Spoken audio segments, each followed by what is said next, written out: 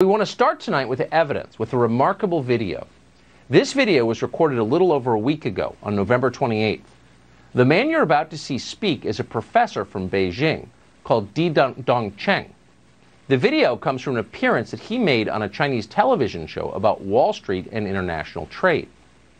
Di Dongcheng works at Renmin University in Beijing. He is also, like so many in academia in China, a servant of his country's government. This video was deleted from Chinese social media soon after being uploaded, and there's a reason for that, as you'll see. 前边特朗普政府跟我们打贸易战，那么我们为什么搞不定特朗普政府？啊，为什么以前1992年到2016年之间，中美之间各种问题都能搞得定？是不是？大家发现没有？所有的危机，不管是银河号事件，还是炸大使馆，还是撞了飞机，所有事情。 全部是床头吵架床尾和，2个月之内搞定。什么原因？啊，这儿我抛出一个可能又要是暴论了，就是因为咱们上边有人，啊，就是我们在美国的权势核心圈啊，我们有我们的老朋友。 There's a lot of garbage floating around the internet right now, a lot of fake things. That video is real, and those subtitles are accurate. We checked today with 2 different Chinese speakers and confirmed that.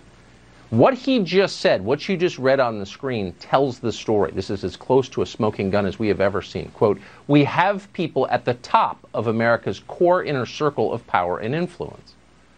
According to the man you just saw, that has been true for decades. So who are these people, and how many of them work in our media and in our government? Well, he didn't say precisely. At one point in the video, he described a Chinese agent working as a vice president at, quote, a top Wall Street financial institution. I can't say more, he explained, without making political trouble. Di Dongcheng did tell his audience that one agent in particular was especially useful, and he goes on at some length about her. He describes her as an American who's lived abroad for many years, who is now a Chinese citizen. And this seems to baffle him a little bit. The Chinese government doesn't allow dual citizenship. Why would they? Why would anyone? Di Dongcheng seems pleased that the U.S. government is foolish enough to allow it. He explains that this American agent, who lives at least part of the year in Beijing, helped the Chinese government with a propaganda operation in the city of Washington in 2015. And he goes on to describe that in some detail. The Obama administration was easy to manipulate, he suggests. They helped. The Chinese had many friends among the Obama people. The problem came when Donald Trump was elected. After that, he says, everything changed. 是呢，就过去这个30年啊，过去40年，我们在美国的他的这个利用他权势核心圈，是不是？我前面讲过，华尔街在1970年代开始对美国它的内政外交有非常强的影响力，啊，所以我们有路径依赖，是吧？ 但问题是，08年之后，华尔街的地位下降了。更重要的是，16年之后，华尔街搞不定特朗普，为什么？很尴尬。特朗普以前对华尔街有过一次软性违约，所以双方有矛盾啊。当然，这个细节我就不多说了，时间可能已经来不及了，是吧？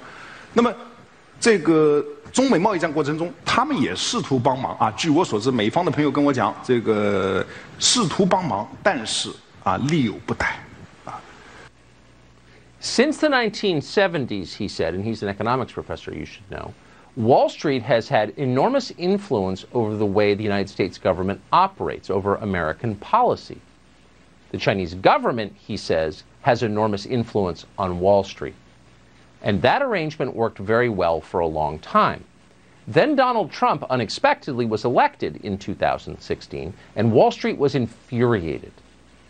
Wall Street can't fix Trump, he said, but they tried. And this solves the mystery.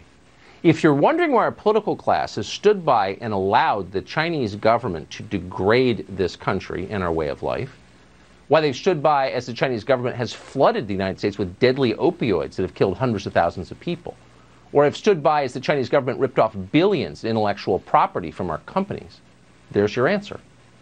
Earlier this year, the chairman of Harvard's chemistry department was arrested for taking $50,000 a month from the Communist Party of China in return for sending secrets and referring top scientists to Beijing. It barely rated as a scandal. You may not even be aware it happened. Why? Because so many are on the take, in effect. Donald Trump was an impediment to this very lucrative arrangement.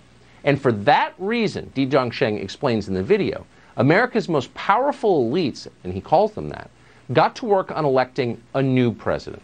Again, read the words at the bottom of your screen as he speaks.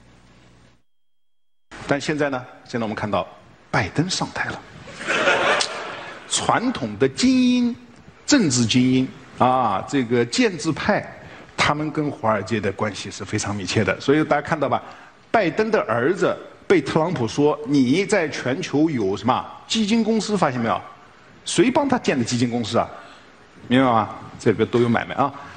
那么，所以这个时候啊，这个时候我们。Oh, Donald Trump, he notes, because the Chinese do pay close attention to what we say here, Donald Trump has complained about Hunter Biden and his ties to the Chinese government. Those are real, he just confirms. So now you know why you weren't allowed to talk about Hunter Biden's laptop, why big business aligned as one, the tech companies and the rest, to suppress that story, because they were implicated in it. Back in October, we interviewed a man called Tony Bobulinski. We interviewed him because no one else would. Tony Bobulinski was a business partner of the Bidens. Here's what he told us about China.